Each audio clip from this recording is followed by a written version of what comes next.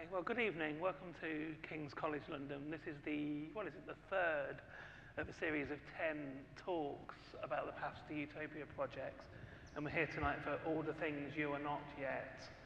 To my left, to your right, is Karina Thompson, who's a textile artist, and to my immediate left is Dr. Matthew Howard from the Centre for Robotics Research here at King's, who have collaborated on this project. And I'm going to ask you both, if you would, first of all, just to say something else about yourself. Karina, we'll start with you, and how that relates to this project.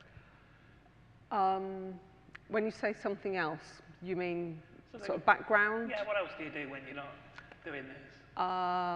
Okay. I'm a textile artist, and I'm interested in doing geeky things with sewing machines. Mm-hmm. And I tend to do that all the time. So it's, you know, that's what I do. I'm interested in stitch. I'm interested in using stitch to tell stories. And Matthew?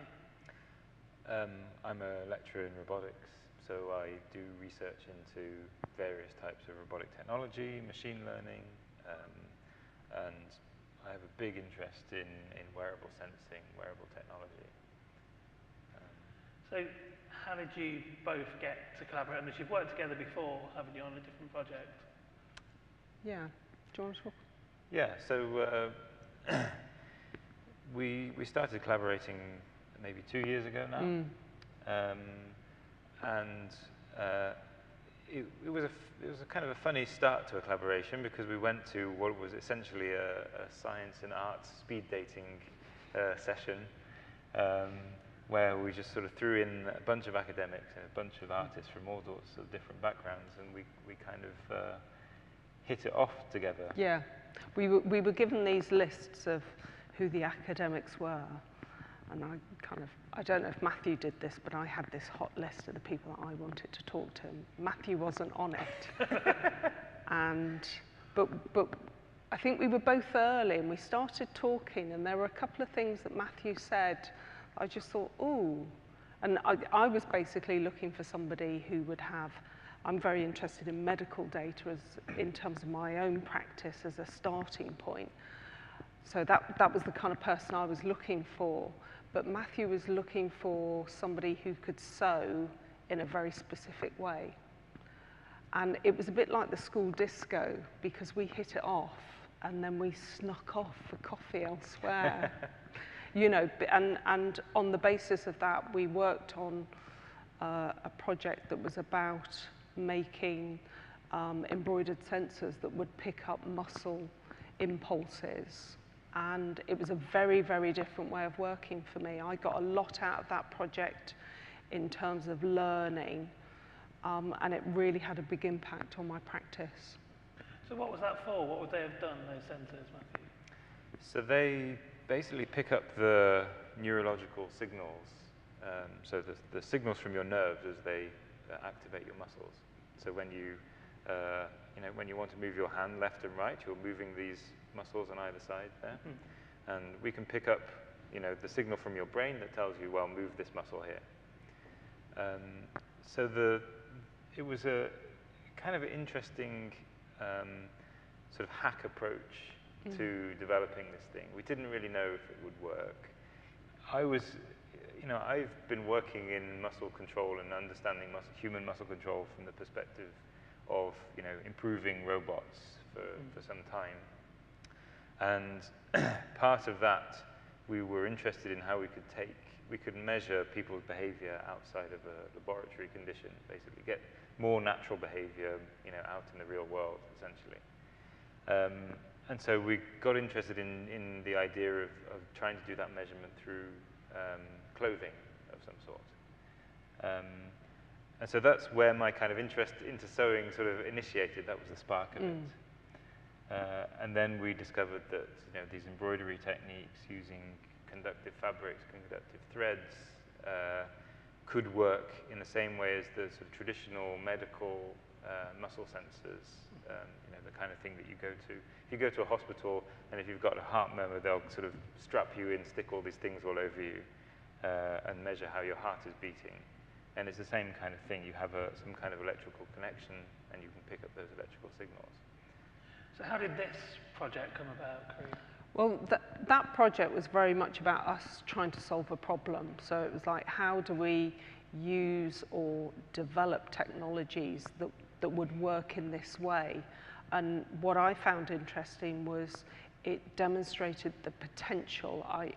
I'd been working a lot with digital stitch, so that's computer programmed embroidery. And I had been using it to make pictures, essentially, visual statements. But I could see that there was actually the chance to make the work do something else. That there was this kind of almost, there's another dimension that by using technology, as well as it being a visual piece, I could also see how there was an aspect of interaction, and that rather than my textile art being a static thing, that there was an opportunity for it to do something more than just be looked at. And so, you know, the opportunity came up for, you know, suggestions for future, you know, for another collaboration. And, well, maybe it might be appropriate to show that first picture. Yeah, should we look at, because we've got a series of slides that we're going to look at as we go through. So yeah, let's take a look at that. Well, there it is now, the first slide. Yeah. So this was a picture that I had seen on a mobile phone for the first time, probably around, I think it was sort of autumn 2013. And this is a photo taken by my sister-in-law, and she was having IVF, and she leant over the technician just as he was about to implant these 2 embryos into her with her mobile phone, and went click. So that's the photo of her sons before they're in her. And there's a kind of a Buddhist, I don't know, reflective question that's about what did you look like before your parents were born, which when I saw this picture, I kind of thought, wow, and mentioned about how a lot of my work is about, I use medical data as a starting point. You know, so I've done stuff to do with cardiology, I've done stuff to do with x-rays, I've done stuff to do with chromosomes, and I've never seen such a remarkable picture in my life, because how, you know, I'd be very surprised if anybody here in this room has a picture of themselves before they were in their mother. You know, and the project, you know, was about utopia and sort of 21st century living, and I just thought that whole thing, that it was a snap on a mobile phone as well. So you've got this really high-tech thing going on, and yet it was just literally, I think she actually said, hang on a bit, click, you know, on such a day-to-day thing. And so I'd seen this image, I knew at some point something, I would make a piece of work in response to it. Mm-hmm. And it was just one of those things that kind of, all the things aligned. I knew I couldn't possibly do anything before the boys were born, because there's that whole thing about tempting fate, and you know, and like I say, the opportunity came, and then I said to Matthew, hey, you know, do you fancy doing something? We'd talked sort of about maybe doing, looking into ways of incorporating either movement or sound, that how you could do that technically. And so it was like, you know, do you fancy it? So perhaps we should look at the second slide. Yeah. So, there they are. And this is Rufus and Rafe. Yeah. And it's probably... Which one's which? Rafe is the one on everybody's right. Rufus is the one with hair. But I don't know which one was which in the earlier photo. So Before we go on to talk about how this collaboration worked then, let's just take a step back and I want to talk to both of you a little bit about your earlier work. So, Karina, I want to talk particularly about this slashing technique that you've adopted. Right. So, tell us about that. Well, I kind of work as, in many ways, I would say that I'm a quilter. So I work on large-scale pieces. So usually, before I met Matthew, always one of my dimensions was in meters. Mm-hmm. Just you know, that was the kind of context. That was the nature of the kind of the exhibitions I was showing in. Slashing is a way of basically you kind of build up fabric layers, and then it's a controlled destruction of those fabrics. So it's a controlled fray, and it gives you a very painterly surface. It's very much about layers. And I worked sort of that way probably for about 10 years, and then I saw the potential of working with digital stitch, and I've kind of had a long-running collaboration with Pfaff sewing machines where they keep lending me bigger and bigger sewing machines, and it's a very different way of working. With slashing, the fabric is the most important element. Mm-hmm. The thread is almost like the director in a film. It's what holds it all together. Whereas with the digital embroidery, I would say the thread is much more important.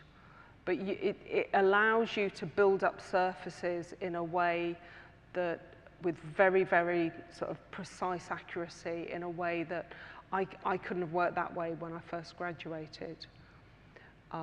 And there's the opportunity for repeating that as well, you know, so you could have limited editions.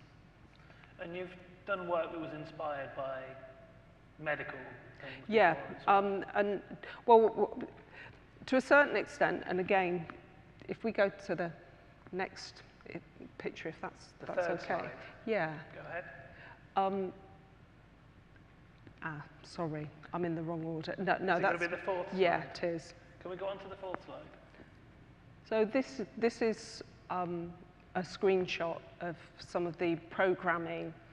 So this is how sort of I don't use sketchbooks hardly at all. I use notebooks a lot, but that aspect of drawing in my practice has kind of not exactly become irrelevant, but I look at screens much more when I'm developing work.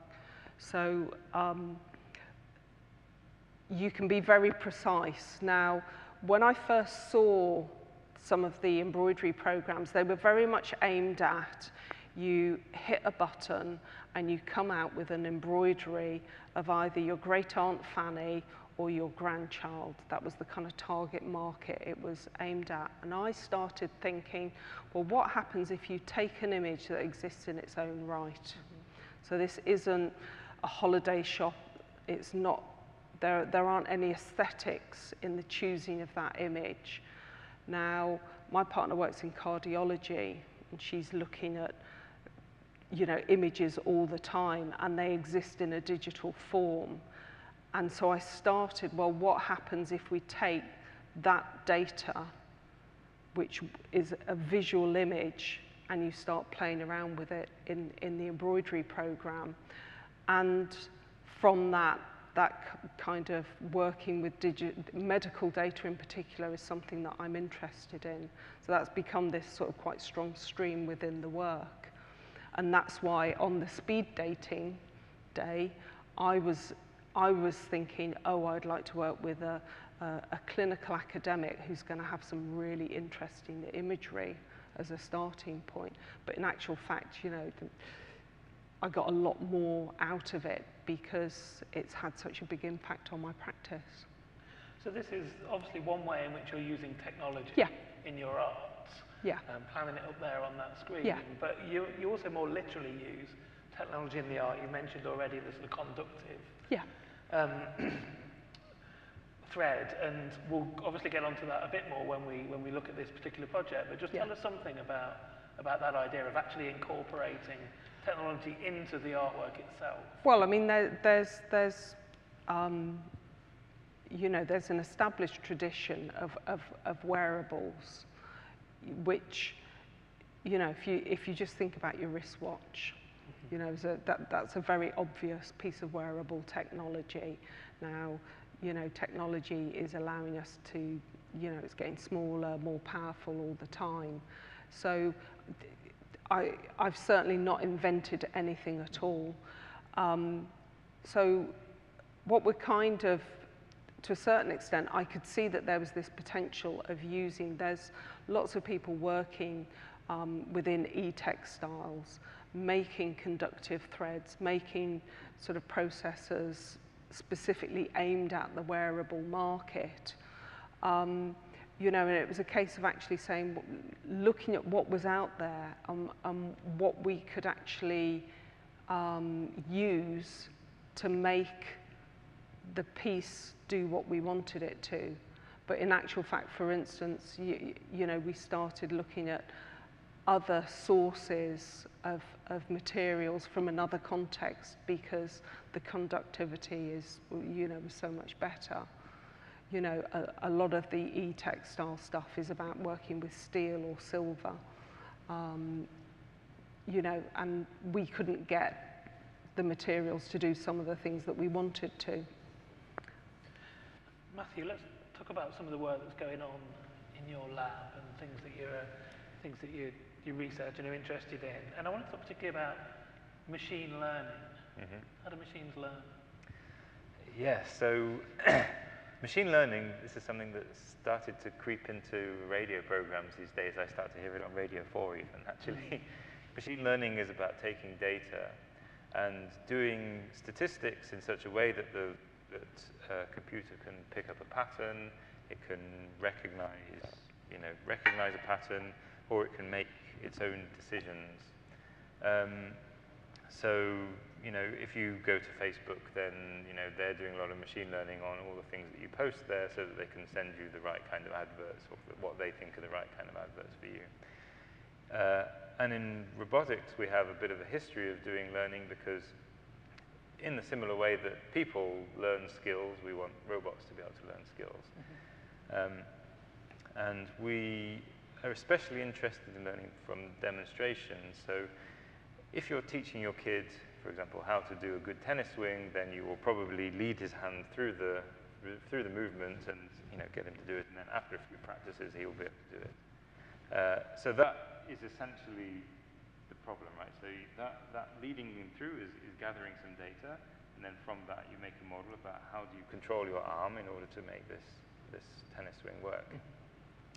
So my lab is primarily focused on different aspects of that, especially with regard to how do you use your muscles to make yourself soft. Sometimes if you're caressing something, then you tend to be gentle and soft, so you relax your muscles more.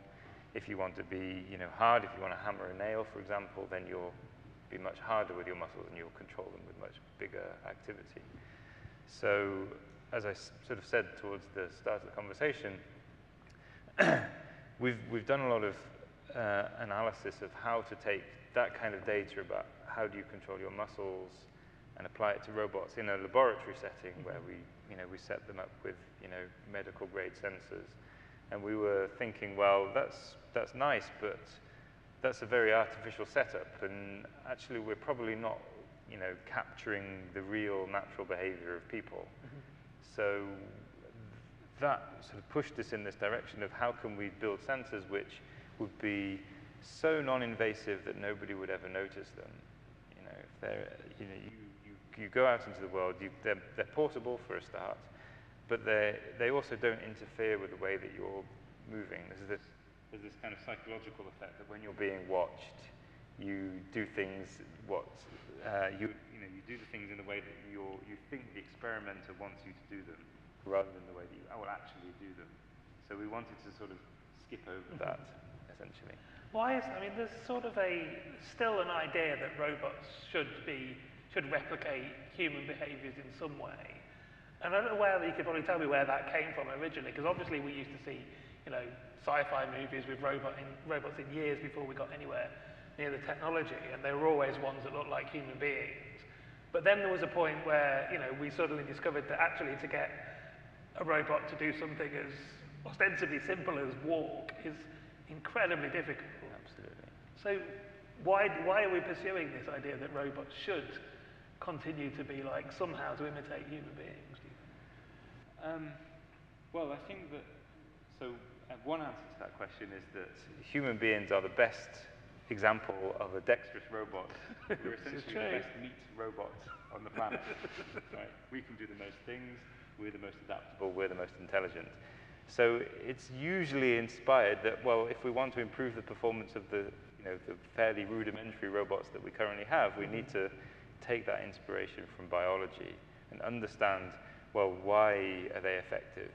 It doesn't necessarily mean that you have to copy it. It's not that we're trying to rebuild a new kind of Frankenstein human, but we want to actually sort of cherry pick the best parts of the way that people behave, and especially their ability to adapt, and allow robots to sort of approach that kind of performance. So how would that translate into a robot then? What would this robot look like that was sort of not like a human being, but taking the best aspects of how our muscles work and things? So, for example, a robot that wants to walk around, for example. So walking is a big thing in robotics. And you want to do walking whenever you are not, trying to travel around an office or somewhere where you've got a nice flat surface. So if you want to go out into a field and harvest something or something. Let's go down some stairs on the way. Climb up and down some stairs is the classic, right? Yeah. I can do that. Yeah. It's really easy. Don't even have to think about it. Yeah, absolutely. Now, the way that you walk efficiently is that you have a big tendon in the back of your ankle, which effectively acts like a spring. So whenever you take a step and you press onto that tendon, it stores energy into the spring, and then when you take the next step over, you release that energy, and that allows you to sort of travel forward. Now, that's quite efficient in humans, but the tricky thing is that because of the way that the human muscle, the physical properties of the human muscle behave, you actually lose a lot of energy because it dissipates energy. It's like a damper. If you imagine, I don't know, dropping a ball bearing into a pot of honey, it will slowly, get all the friction as it drives through, so it sort of loses energy. So that's just something that humans have to live with because that's the way our muscles are physically. Now, robots, we don't need to build in that same mechanism. We don't need to have that same muscle structure. We can use, for example, a metallic spring, which has all the benefits of the tendon. It stores energy just like a spring, but it doesn't have the disadvantage of the dissipation from the sort of liquid properties. Yeah. Let's go back to the project at hand then. So let's talk about, Corinne, you can start us off talking about how the collaboration between the two of you actually worked once you started. So you've come to Matthew with the idea and said, you've seen this great photograph. And, well, I think quite early on we talked about how it was going to be about can we make embroidered speakers? And the principle of a speaker, and I hope I've got this right, is that you have a coil that's carrying a signal, and you put a magnetic field, and it creates vibration, and the vibration is the sound. That's essentially, yeah. So it was about, so I could see that I could take a conductive thread and I could embroider it into a spiral. If we can get signal down it and magnets on there, it's going to make a noise. So kind of that was built into the project quite early on.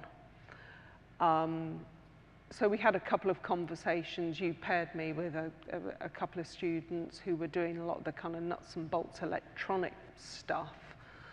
And when we had worked before, it would be that, you know, I would do some samples, send them down to Matthew for sampling, and they'd either work or they wouldn't work, which was a very different way of working before. You know, you were talking about slashing, you know, there was lots of fudge room in slashing. If it didn't work, it didn't matter, you could, you know, kind of tweak this bit.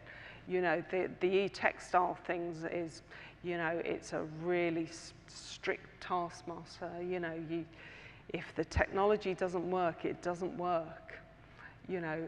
And so we started off making samples and trying to get them to work in some way.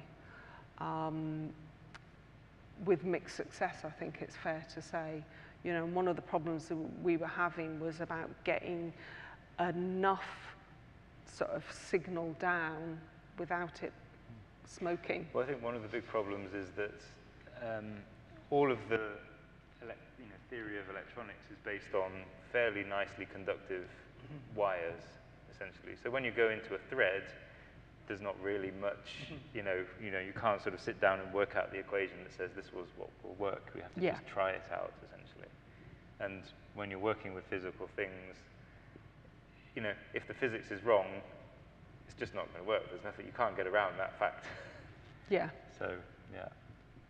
Karina, do you want to describe what the installation actually is? I should say that the installation is here in the Indigo Rooms at King's College, but for the people that are watching on the live stream, who obviously are not, I presume some of the people in the audience at least will have actually seen it, but do you want to describe what the installation actually does? Okay, so it's a digital print of the very first image. That mobile phone photo has been digitally printed onto, it's a cotton fabric.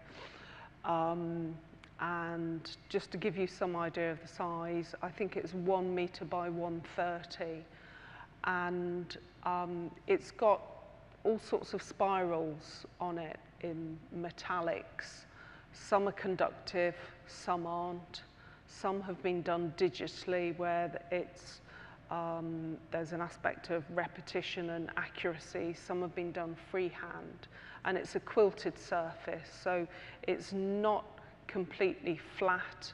It's got lumps and bumps in it, and there's a series of spirals, and one of those spirals in there basically has a very powerful magnet behind it.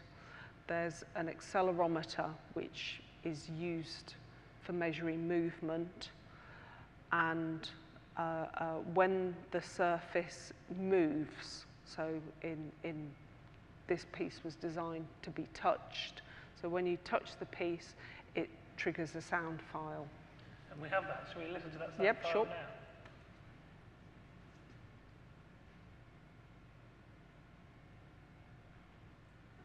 Twinkle, twinkle, little star, how I wonder what you are. Up the world so high, dangling diamond in the sky.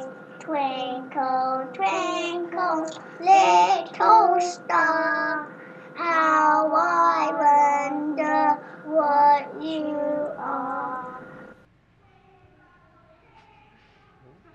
So could we heard it twice? So that's Rufus and Raves. On a technicality, it's not actually.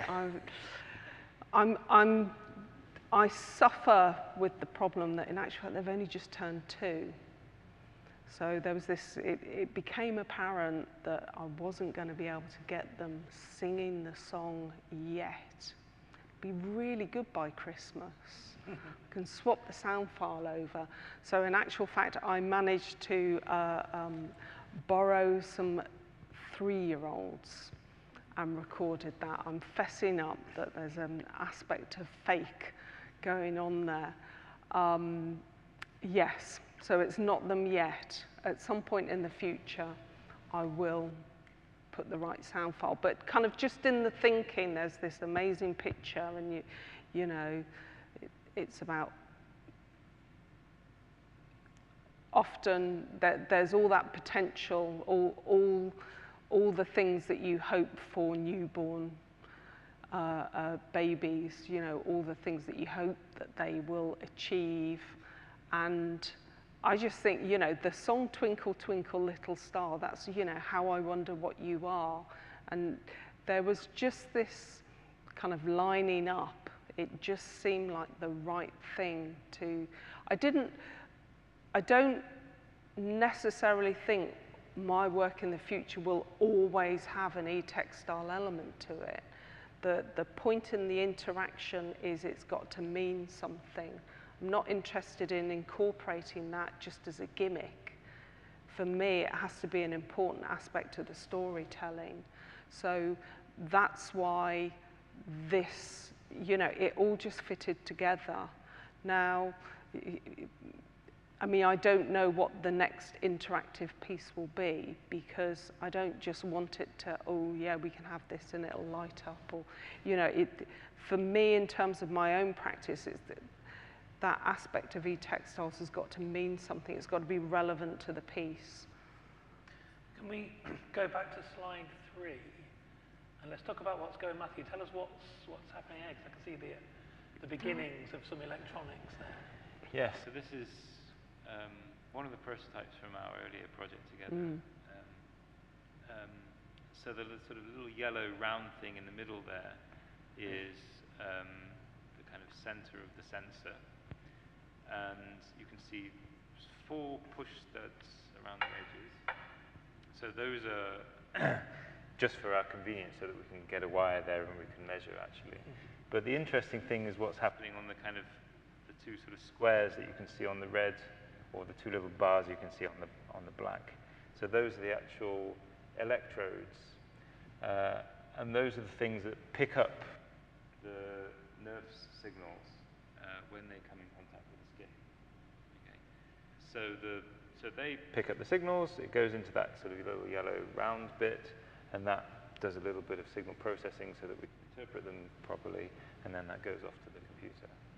Let's look at one that relates to this project then. So number 5, is that? So this was quite an early testing of the speakers. So if you, on the dark fabric, so that there are all these different variables, and one thing is you want the fabric that you're working on either to be taught in some way, because you need it to be taught for the vibrations to kind of turn into sound waves. If you think about a drum, yeah, you know, it needs to be tight to make a sound. So I was hoping that I wasn't going to need to stretch the fabric taut. You know, I wanted the piece to be actually quite loose and floppy. So then it's about looking at the characteristics of the fabric, that it's going to be something that's going to have some tautness to it. You know, there would be no point in trying to make the speaker out of a soft, floppy chiffon. You know, it's not going to turn those vibrations. You're not going to hear those vibrations. So I think the dark color was, in actual fact, I was working with some denim. There's a sort of like a cotton sheeting in there. So what's actually happening here is we're just trying to find out about the measuring the signal using lots of different materials. And I think, for instance, on that one, that we've got some steel conductive thread, there's some copper wire, you know, and if you think about, there's a very long tradition of, particularly in regalia and sort of ceremonial uniforms, of actually putting metal, of sewing with metal. You know, so there have been aspects of this project that are very much 21st century, but there's also been an awful lot of kind of looking at historical textile processes and how we might be able to use those and exploit those to actually do what we want with them. You know, so that's what's going on in that picture. It's a kind of standard lab. You mentioned, Matthew, the physics of the thread. If the physics isn't working, it's not going to work, whatever. Tell us about how did it actually go in, you know, putting it for this particular project? What problems did you come across? I guess the main problem was trying to find a configuration that would make a sound of an acceptable volume level. And so we tried lots of different variations. So one of the things is that, you know, I'm not a sound engineer, so it was a little bit of an exploration for me also about how to sort of build a speaker from scratch. But the issues that we had were, you know, we need to match the impedance. Okay, so I don't want to be too technical, but essentially it's about how much resistance the thread has. And when you have the steel thread, which is kind of a fluffy two-ply sort of, you know, wound, spun sort of yarn, that has quite high resistance. You know, it's very hard to run a current through it. And if you try to amplify it, then you can potentially drive a higher current through it, but then it burns. You know, so you get a little puff of smoke, which is always the engineer's favorite way to tell whether something's wrong or not. So it was actually a bit of a balancing act about how can we put through a signal of a sufficient strength to make a reasonable sound, at the same time as not damaging the materials and making sure that the materials are actually what we wanted, which was, you know, textiles and fabrics, and not, you know, resort to like the traditional, you know, wiring and metal components. And Karina, what about actually incorporating it into the work in terms of, you know, the sewing? To a certain extent, once we'd actually found the thread that we were using, there were some tweaks that I had to do. So I'm using a digital sewing machine, you know, it's a big whiz-bangy thing, but in actual fact, I was finding that there were some things that I was doing to the workings of the machine. You know, so this is a machine that's designed to work with, you know, your traditional standard soft sewing thread, and we're not doing that. We were putting thicker thread through there, you know, with very high metal content. So, you know, it's actually quite abrasive. So I was actually doing things to the engineering of the sewing machine so it would sew with this thread. And to a certain extent, once I'd got my head around how I could do that, and I was, you know, chatting away to the kind of engineers, and there were a couple of, it was a classic case of there were things that we were doing deliberately wrong, which gave us the results we needed. And some of it was quite laborious because I was using a thread that isn't meant to go in a sewing machine, so I was having to, they call it licking, where you essentially wax the thread. And I know at one point I nearly actually cut my fingernail off. I didn't realise I was doing it because I'm pulling this very abrasive thread through, and I suddenly realised, ooh, that's hurting. You know, basically it's sawing through my finger. You know, but it was one of those things. We probably had 4 months of this kind of experimentation, but once we'd kind of got it right, it was a case of just getting on with actually making the piece. Can we move on to slide 6? So what is this? Is this the sewing machine? Right, no, this in actual fact is, and it's a spinning machine. So talked about the kind of the regalia. You know, there's this big long history, Opus Anglicanum, 10th century, there were English monks couching down silver and gold threads.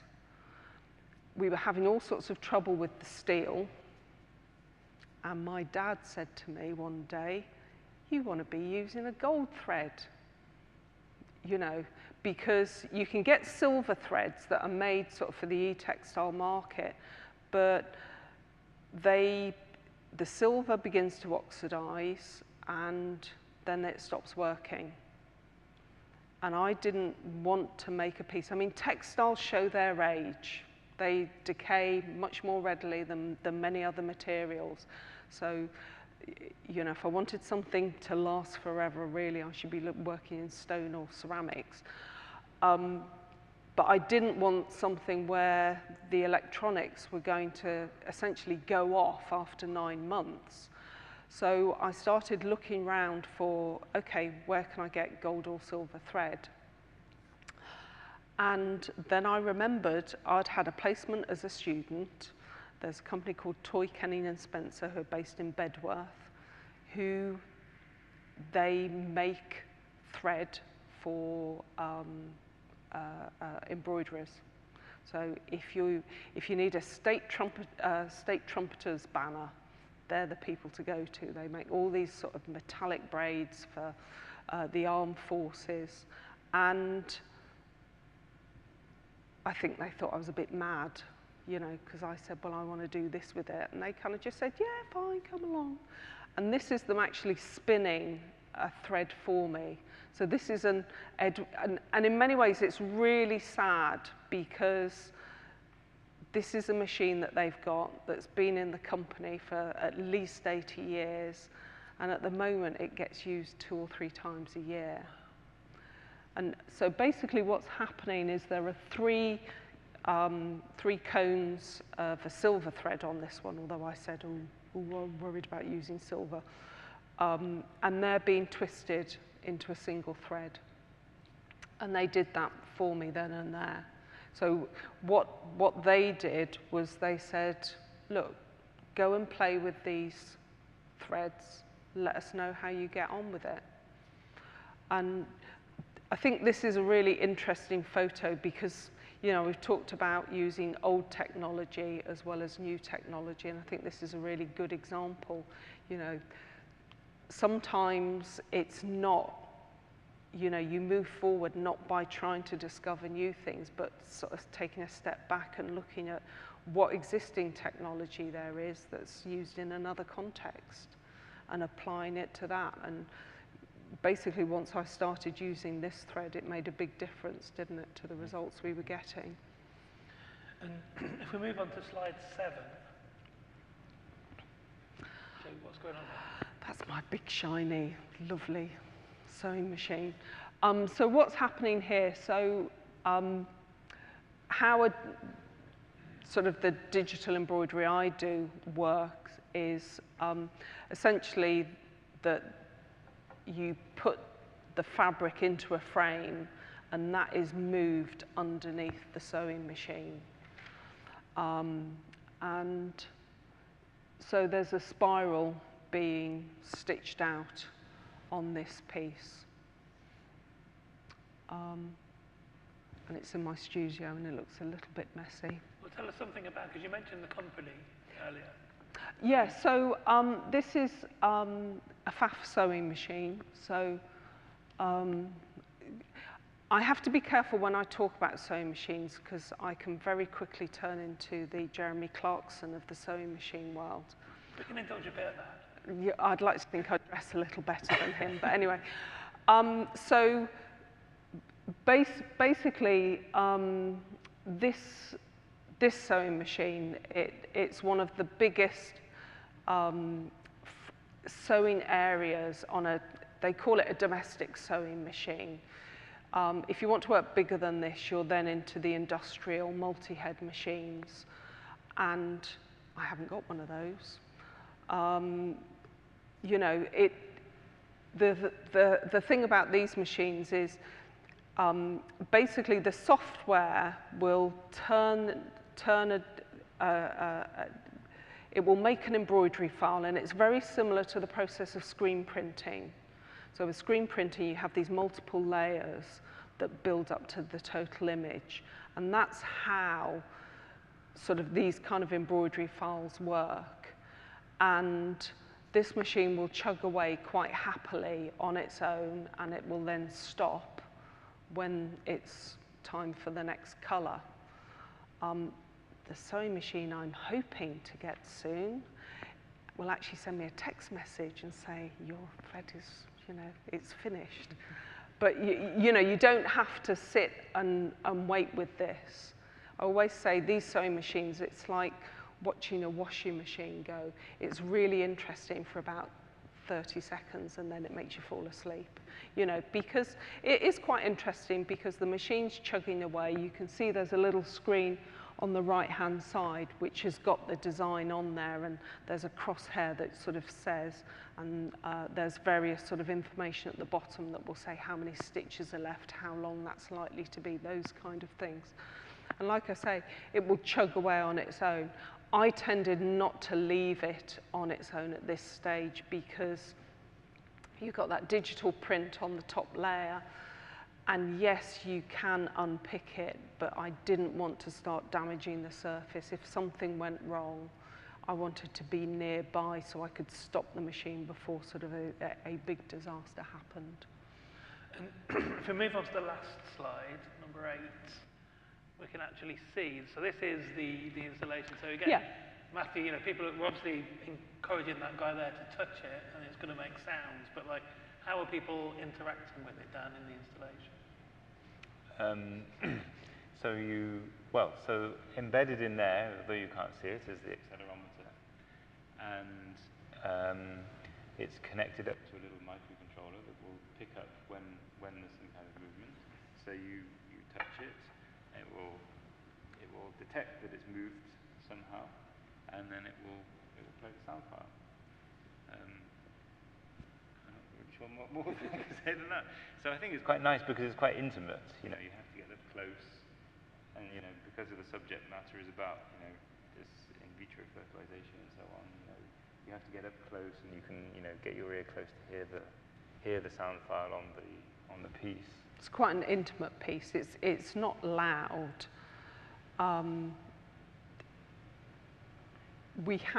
There are technical problems that we're trying to overcome even at this stage. That, you know, there will be a second generation of this piece. You know, just because it's that action that once you do it, you can see how you can improve the performance sort of next time round. You know, but I also think one of the problems that you've got is, to a certain extent, that's hanging in a white box gallery, and people think, ooh, don't touch. You know, because that's how we're brought up. That, you know, don't touch it. You know, someone will come and tell you off. And I think that's something. I know that there's signage up there to encourage you to touch, but I know I've heard people that says, I've overheard people saying, oh, it says you can touch it. Do you think we should? You know, it's that, you know, because people are on their best behavior well, hopefully they're on their best behavior, but there is that, you know, textiles as well. People are aware that often in gallery situations you aren't encouraged to touch textiles. But once they've overcome that, have you observed people interacting with it, and how have they been doing? Well, it's that, you know, you touch it and you can hear the sound file, and you can see people trying to work out where the sound's coming from. You can see the quilting in actual fact, so you can see that there's this three-dimensional quality to the surface, and that there are lots of spirals. So it's not clear which ones are the speakers on that piece. We're running out of time. We'll open up to questions from the audience in a moment. But before we do, just the theme. I want to talk about how this relates to this, you know, theme of utopia. IVF, certainly robotics, other related medical things are all things that you'd often see in dystopian fiction. So how does this relate? I'll start with you, Matthew, and then Karina can answer as well. How have you related this to the idea of utopia? Oh, that's a difficult question. So I mean, for me, it's a futuristic technology. I would take issue with saying that robotics is a dystopian future. There's plenty of films with killer robots in. There is, admittedly, but that's not the only way, and that's not the reason that we're working towards more robotics. That you'd admit to in public anyway. Well, exactly. You know, they'll leave me alone. Yeah, and I think it's increasingly about, you know, going back to how we have this interaction with textiles, which are more natural interfaces for us to interact with. You know, you don't have a traditional sort of strap-on bulky sensor, but you have something that's more like an ordinary piece of clothing, and yet it can tell you things about your health and about the way that you're interacting with people. And yeah, I think that from our perspective, of course, you know, we're scientists and we're interested in how we can take these, you know, engineering challenges forward. And this represents a step in terms of understanding the dynamics of textiles. You know, how does your clothing move over your body, and how can we use that information about how your clothing is moving to tell something about the way that your mood is or your health is. So I think. And Karina, you obviously mentioned how this was inspired by Yeah. IVF in the first place, and that photo of the two, you know, dividing cells. But again, relating it to that idea of utopia. Well, I think, I know because I've got friends who've had IVF, you know, which is essentially technology helping people to be born, helping people to be created. And I know that some people have seen that as a real gift. It's made a huge difference to their life. And I also know of people who haven't been successful with IVF and the kind of the pain and sorrow that has meant for them. And I just saw it as a way of actually, that I see it as technology doing good. You know, it's not creating killer robots. Creating people that hopefully will go on and do good things. And so there's that kind of, that aspect of the storytelling in terms of how technology is, I feel, helping us. And then there's the aspect of technology as a tool that's helping me make a piece, you know, so there's the technology in the sewing machine, and then there's the technology within the actual components that are going into that piece. You know, and that's why I felt there was a good fit with the theme of the exhibition. Mm-hmm. Okay, well, shall we take a question from the audience? Anybody? Anybody got a question? Doesn't look like it. Okay, well, we'll wrap up then. So I'll just say that next week, in another one of these past Utopia conversations, it's Utopian Lab, which showcases projects from King's Health Schools. And this video, it's being live streamed now, and you can, let me just find out, I've got the email address where you can see it. If you want to revisit this later on, give it a couple of days, and then it'll be up on the website of www.kcl.ac.uk/Utopia 2016. And just to finish off, if you would show your appreciation, please, for Karina Thompson and Matthew.